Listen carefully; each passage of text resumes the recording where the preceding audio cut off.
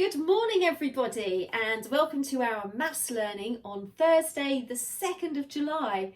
Now today we're continuing to look at our mental addition and subtraction and we'll be using our Power Maths books on pages 41, 42 and 43. So if you've not got your Power Maths 2C books ready in front of you, do you want to just grab them so that you are prepared? Okay? Right. Let's begin then. So our first problem for you to look at is looking at some money problems. Now, what we need to remember is we're dealing with the digit value. So the fact that there's a pound sign in front of those numbers, we're not worrying too much about that at the moment. All right, what we really want to focus on is the value of those digits in the problem.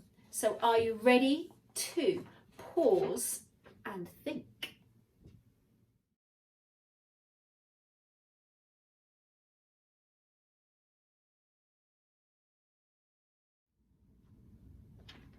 So how was that? How did you get on with your mental maths there? Shall we have a look at part A together first? Okay, so part A told us that we were going to buy a skateboard for £36 and some knee pads for 19. So in our minds, how can we do that in a nice, simple, easy way? What tricks might we be able to use? Am I going to think about my tens and my ones and try to add them all together? Or am I going to look for a sneaky little trick? I think you already know. We're going to be looking at that sneaky little trick, aren't we? So, what do I notice about these values? In particular, what do I notice about 19? What do I know about the number 19 and my bond to 20? What could I actually do? What could I add to 36 instead of 19? And then just take one away. I could add 20, couldn't I? So if I add 2 tens, 20 to my 36 and then subtract one away, I would end up with my answer.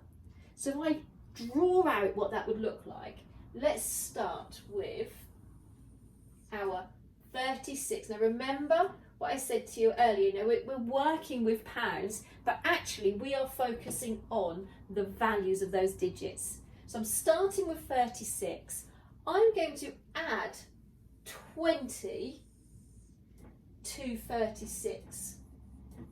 So if I'm adding 20 to 30, I'm coming up with 56. But the question doesn't say 20, does it? It's 19. So I need to now take one away from my 20 to make that 19 that I've actually added. And if I take one away from 56, I'm left with 55. And so therefore, the value of 36 add 19 pounds is 55 pounds. But I've not had to complicate things by adding 19 and 36 together. I've just added the 20 and then taken away the 1 to make that a 19. So using that method, just have another quick look at part B of that question. So part B of the question is using the same value, £19 for the knee pads, but this time it says I've bought a different skateboard that we don't know the cost of, but we do know that the total of the two together is £56. So my number sentence is something added to 19 is going to give me my equals 56. Now I have already worked out that 36 add 19 is 55. And so because I know that, what could I do? What could be my easy little solve here? What could I do? If I know that 55 is 36 and 19 added together, one more than that, 56, what could I do to my 36 to give me one more than 55?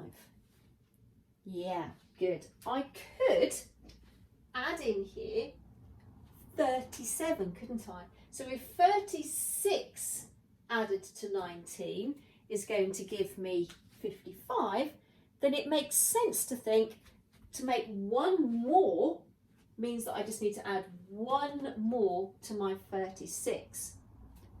Now there is another way that I could have done that.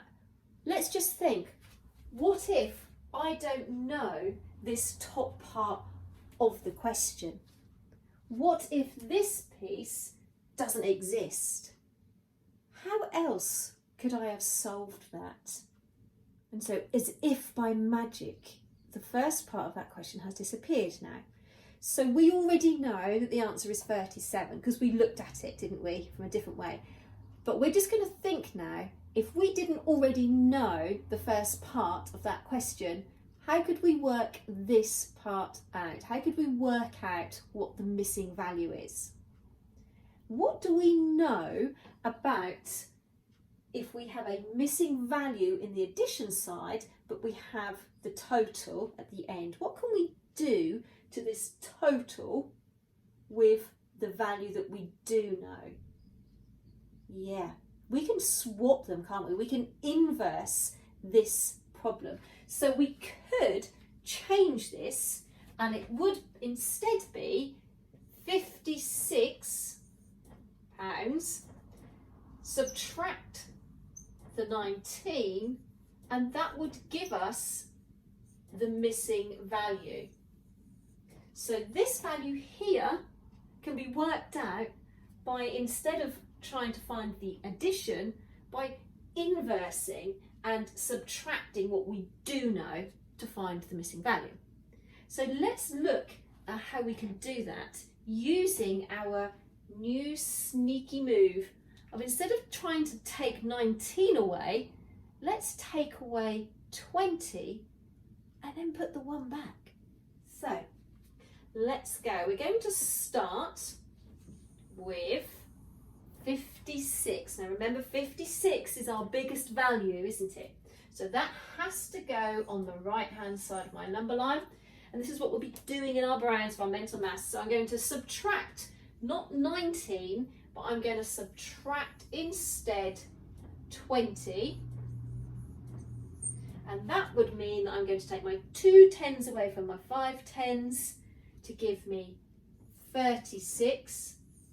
But I didn't want to take 20, I wanted to take 19, so I've got to add 1 back to that total, which would give me 37, which is what we know, but this is just a different way to look at it, a second method that we could use. If we didn't have the first part, we would be able to still work it out with our mental calculations, but without having to take away 19, we can subtract, take away the 20, and then put the 1 back. So we've got 19, not 20, that's been taken away. So today in your mental maths calculations, you're going to be thinking about those little shortcuts. How can you use that knowledge to work out your answers without having to go through all of these different values, when you can actually just make a nice little sneaky shortcut and take away a whole 10 and then pop the other numbers back in? Does that make sense? Shall we have a look at another one together? Okay, let's look at this problem. So pause and think.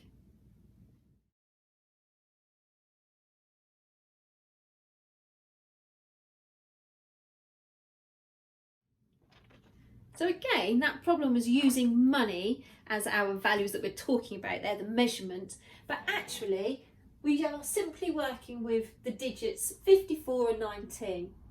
So you also had there a 100 square to help you, so that you could actually see that what you are doing by adding the 10 and then the 20 and then subtracting to get back to the 19, how that actually looks.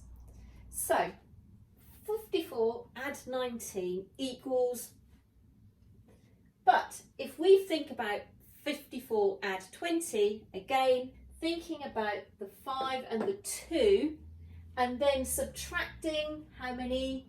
1, that would give us an answer much more easily. So let's look at that together then. We've got 5 tens add 2 tens is going to give me 7 tens. Good, so I'll jump to the 70, and then I've got a 4 and a 0, so that's not going to change from 4, is it? So that's 74 is 54 add 20. But I needed 19, not 20, so now I need to subtract 1 from my 74, and that would give me,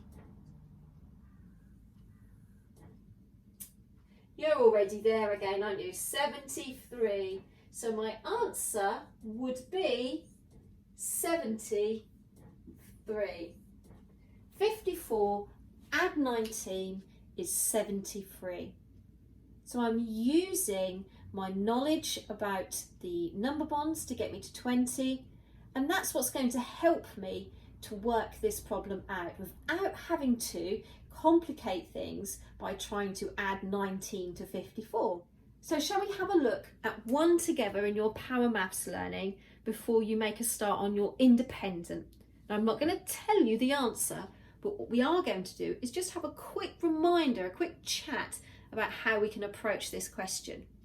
So it's problem or question number 5 in your Power Math book, and I believe it's on page 43. So let's pause and think whilst you find that problem.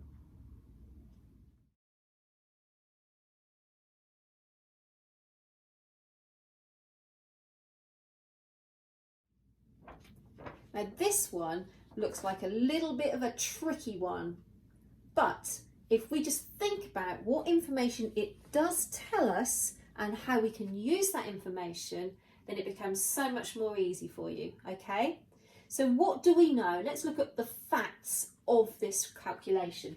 We know that our total, the end, is 26. We also know that Dylan subtracted a particular amount and then added some back on again. So we could, in our minds, start to think about that number line again, couldn't we? So let's just have a look together at this number line, and let's put onto the number line the information that we know. So we know that there's a mystery value here that is subtracted from to come up with our final amount here. But how did we get to here, to 26? What have we done?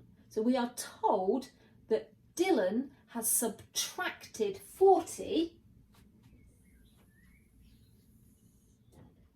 taken away 40, but then he had to add back on another 1, didn't he? So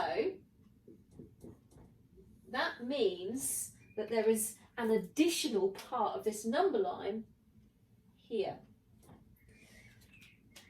So if he subtracted 40 from something and then added the 1 back on again, what are those hidden values? Okay, as I said, I'm not going to tell you the answer, but you can use this to help you to think about how to approach this problem that looks almost impossible until you start to think about what facts do we have in that problem. So good luck, everybody. I can't wait to see all your fantastic learning today in your maths. Yesterday you were fab. There was some really good working out going on there, and I could see where you were thinking about the 1s and the 10s and what you were working with.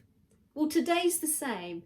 We're working with 1s and 10s again, only we're looking at a different way, a different method to do the calculations.